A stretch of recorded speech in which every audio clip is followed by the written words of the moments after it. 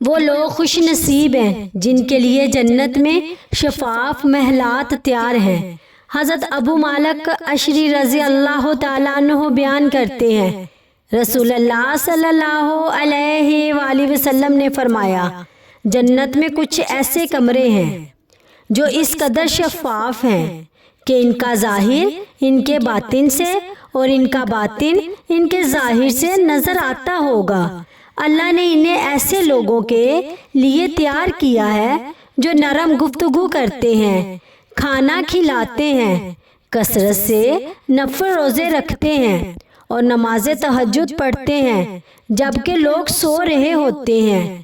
نبی صلی اللہ علیہ وآلہ وسلم نے فرمایا کہ نرم مزاج، دوسروں کو کھانا کھلانے والے اور رات کو اللہ کے لیے عبادت کرنے والے لوگوں کے لیے جنت میں خاص محلات تیار کیے گئے ہیں۔